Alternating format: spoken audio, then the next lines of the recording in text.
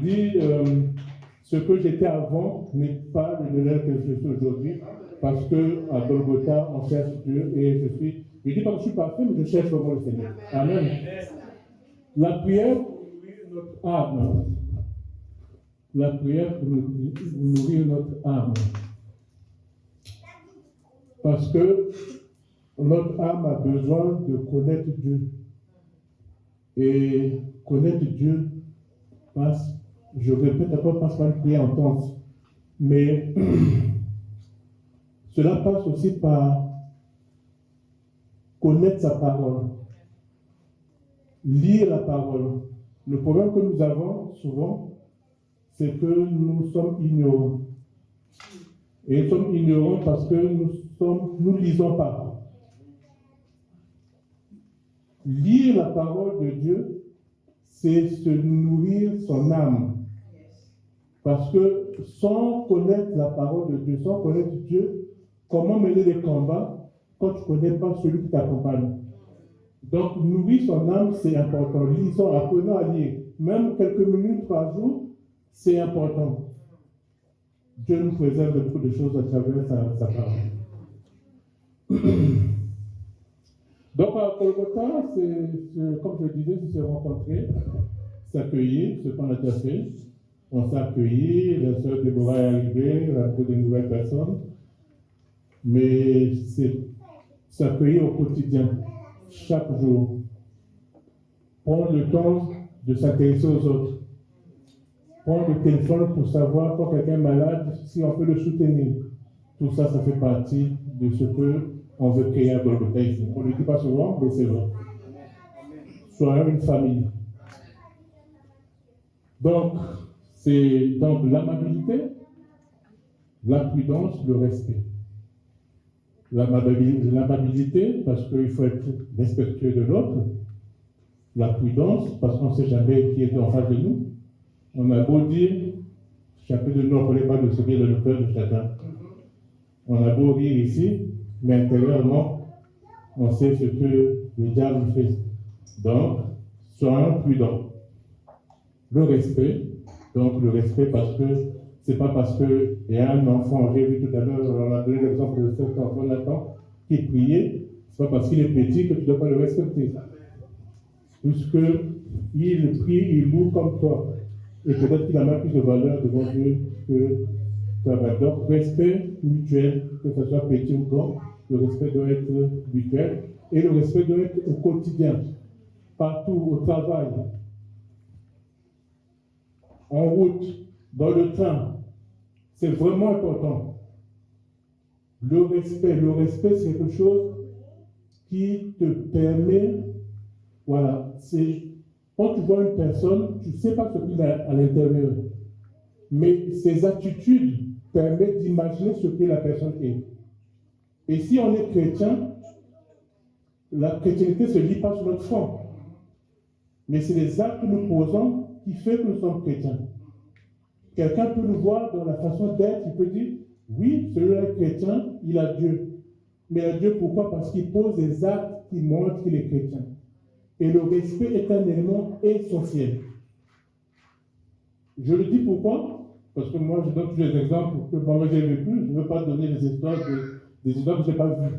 Mais j'ai une voisine qui, la dernière fois, une maman, elle est arrivée, le chemin était très petit, comme elle. Donc, je l'ai fait passer, parce que le chemin, tu voyais comme Chego. Je me suis dit, la place est trop petite, je me suis écarté pour la faire passer. Et elle s'est arrêtée à mon niveau, me dit, fils,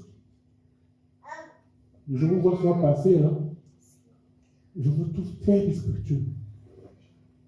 Vous avez quelque chose qui dégage de vous. Je vous aime beaucoup. Mais quand même, hein, moi, ça a rendu ma journée merveilleuse. Ça a illuminé ma journée. Je me suis dit, ah, mais attends, moi je ne la connais pas, je ne la vois pas souvent. Elle est peut-être de son bâtiment, je sais même pas là où elle habite. Mais le fait qu'elle me le dise, je me suis dit, c'est un acte de respect que j'ai eu envers elle. Je ne la connaissais pas. Hein. Mais voilà. Donc, il faut se dire, le respect, ça doit être au quotidien avec qui le doit. Parce qu'il y a des gens qui ne méritent pas le respect. Oui. Qu'est-ce que respect? Moi, personnellement, je sais que je vais me reprocher souvent. Tu ne me respectes pas, je ne te respecte pas. Mais le respect, c'est essentiel. Donc, apprenons à respecter nos sœurs, nos frères, et puis voilà.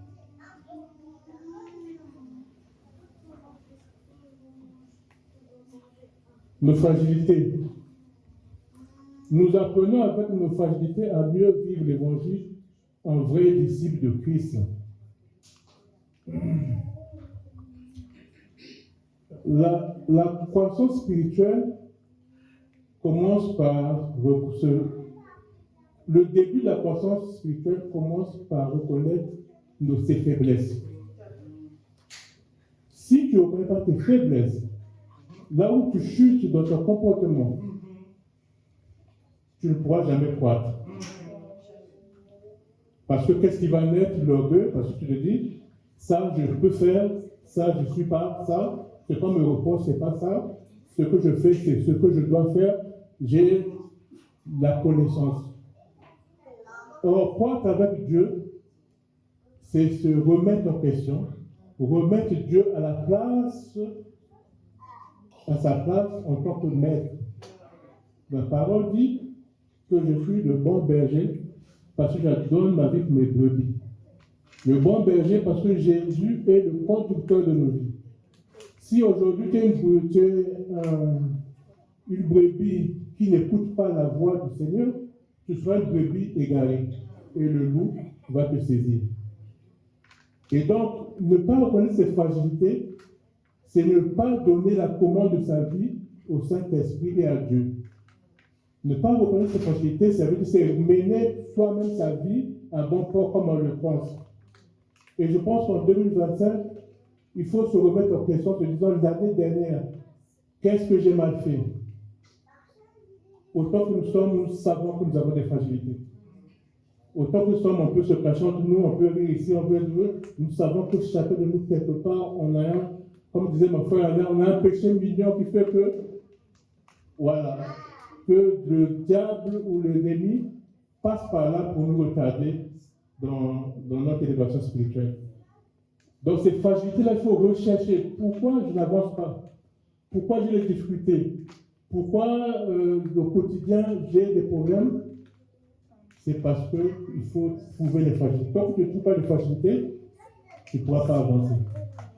On peut prier, on a beau prier, les frères peuvent prier, mais si toi-même tu ne trouves pas tes fragilités, parce que les solutions de tes fragilités, c'est toi-même qui dois les trouver pour les identifier pour pouvoir avancer.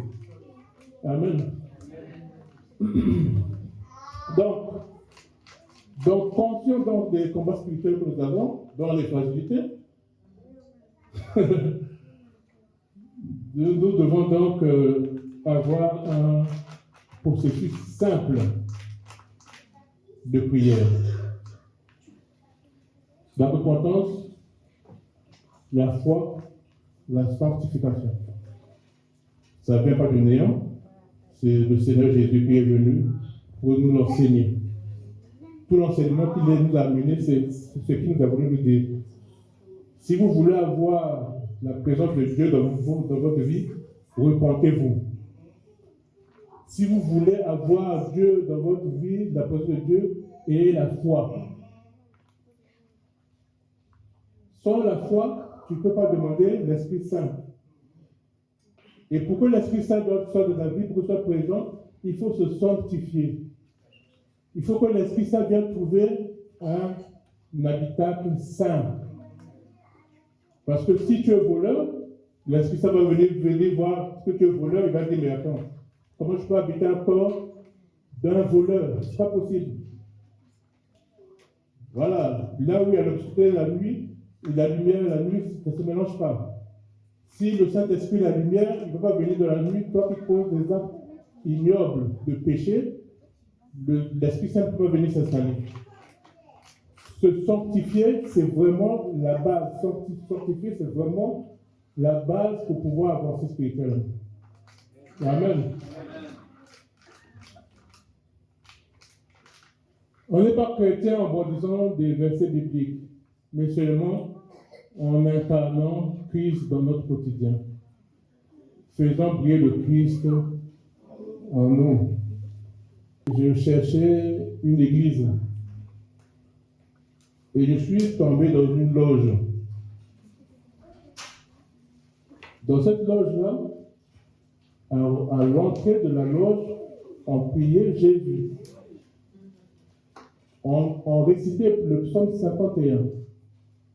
Et quand un jour je venais en détail sur ce témoignage, mais quand tu rentrais dans cette loge, les gens, ils faisaient des pratiques presque, on dirait, maçonniques.